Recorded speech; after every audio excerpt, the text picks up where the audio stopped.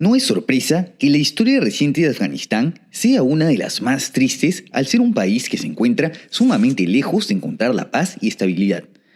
Tampoco es sorpresa que se encuentre en guerra ininterrumpidamente desde 1979, ni que el mal de la violencia se haya iniciado con la intervención de la entonces Unión Soviética.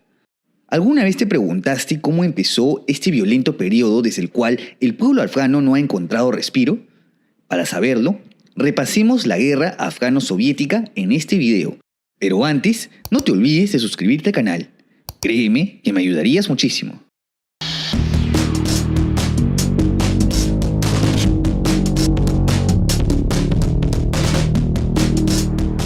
Como siempre, remontémonos a los antecedentes. Y en esta oportunidad, sería bueno ponernos en contexto.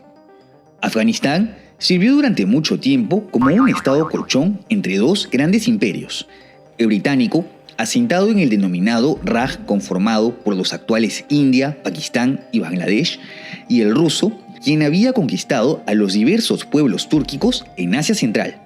Esta especie de guerra fría, a la que se la apodaba como el Gran Juego, acabaría hacia principios del siglo XX, cuando el Reino Unido termina por hacerse con la influencia sobre Afganistán, en ese entonces un emirato.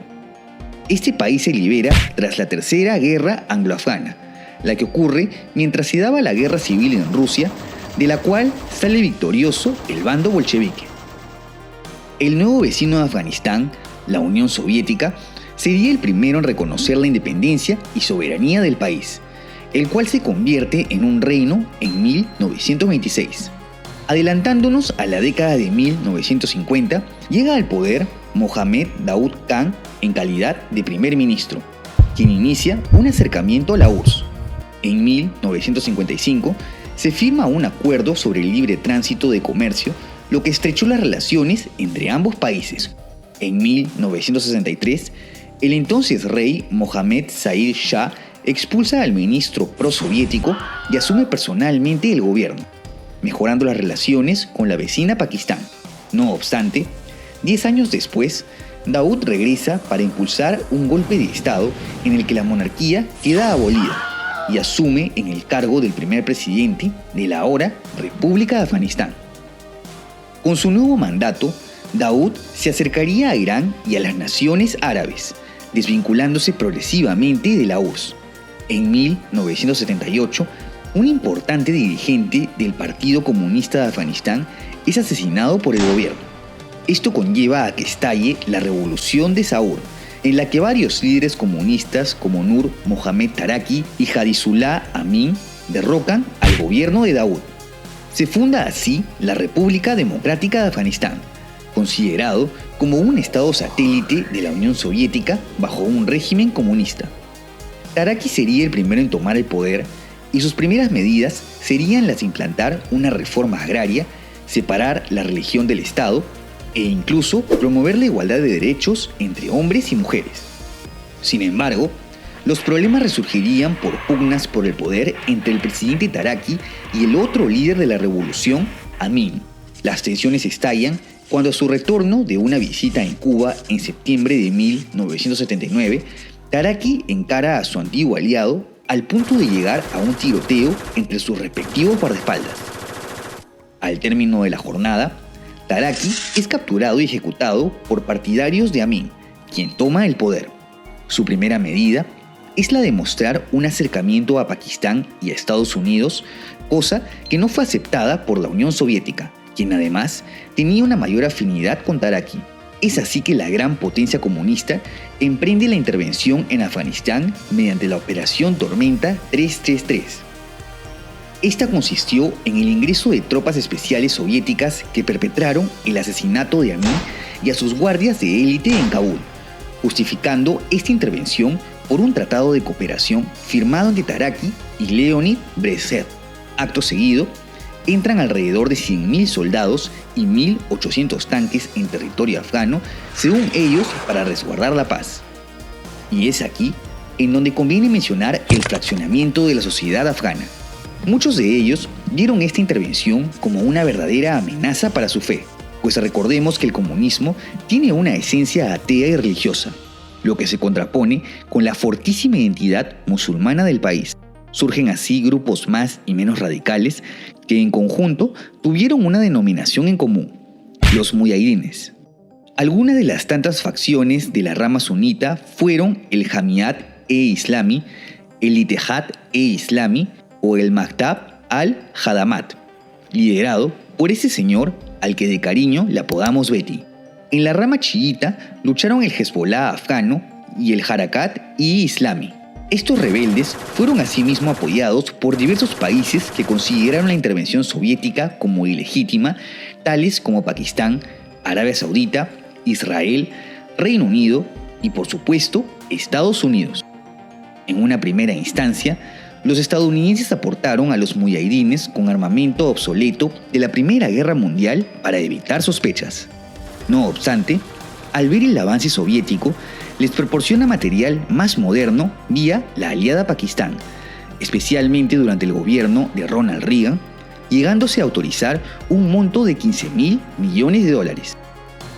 Además de esto, los soviéticos ya de por sí tenían un complicado panorama debido a los constantes alzamientos incluso de la población civil contraria al establecimiento de un régimen ateo y con ideas tan revolucionarias como la igualdad de género. Es por esto que las fuerzas de la URSS se dedican a atacar a las principales ciudades y vías de comunicación para tener el control del territorio.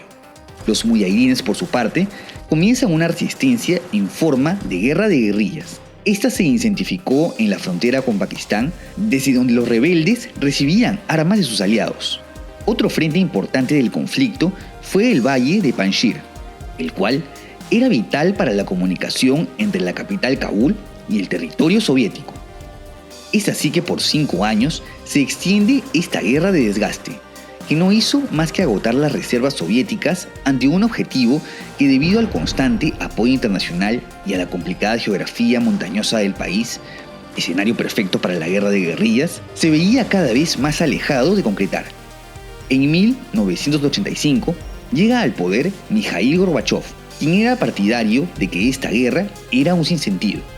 El nuevo líder se empeña entonces en iniciar una transferencia del mando de la guerra al gobierno afgano, además de preparar a sus fuerzas armadas para operar sin la ayuda soviética. Las causas de esta decisión se basan en que el ejército soviético estaba entrenado y equipado para una guerra convencional en Europa Central, con un modus operandi inefectivo contra las pequeñas guerrillas dispersas por el país. Sus ataques masivos a aldeas rebeldes tuvieron serios efectos colaterales de muerte de civiles, lo que hizo aumentar el recelo del pueblo afgano contra el gobierno e intervención soviética. Esto, a su vez, causaba un enorme número de deserciones entre las tropas del gobierno afgano, es decir, una tremenda desmotivación e inseguridad sobre la causa de la lucha, algo similar a lo que sucedía con los soldados del ejército de Vietnam del Sur. Al igual que en esta fallida intervención estadounidense, los soviéticos se retiran dejando a un gobierno inestable con un ejército debilitado y que no se encontraba listo para seguir combatiendo contra los rebeldes. Para febrero de 1989, los últimos contingentes soviéticos ya estaban fuera del país, el cual, lejos de encontrar la paz, continuó en una constante lucha que se mantiene hasta la actualidad. Hacia 1986, el país había cambiado su nombre al de República de Afganistán al mando de Mohammad Najibullah, aún con el apoyo diplomático soviético, incluso después de su retirada, y cuyos intentos de negociaciones pacíficas con los muyahidines fueron infructuosos. Durante la subsiguiente guerra civil, el líder es capturado luego de la caída de la URSS, acaecida en 1991. Es así que la república colapsa en favor del Estado Islámico de Afganistán, para dar pase a una nueva guerra, ahora entre las facciones de los muyahidines, de las que salen victoriosos los conocidos talibanes, quienes instauran el Emirato Islámico de Afganistán, Estado bajo el fundamentalista régimen que se ha podido reinstaurar en los recientes acontecimientos de agosto del 2021. Regresando al tema del video, la fase de la intervención soviética en Afganistán fue una durísima manera de comenzar la exhaustiva guerra en el país vigente hasta la actualidad.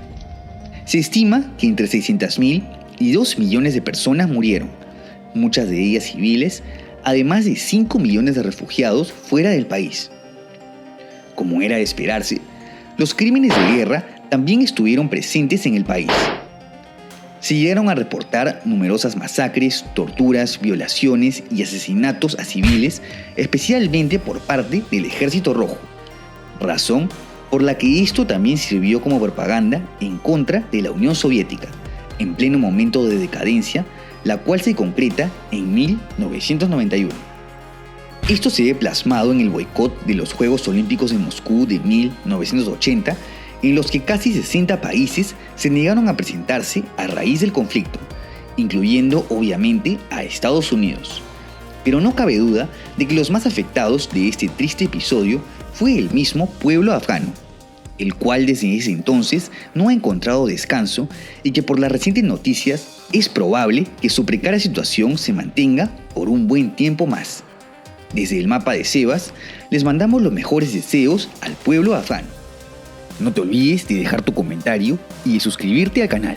Asimismo, te dejo en la descripción mis redes sociales y por si quieres ver los nuevos videos en preestreno y tener una mayor interacción conmigo, tus donaciones en Patreon o miembros del canal son bienvenidas.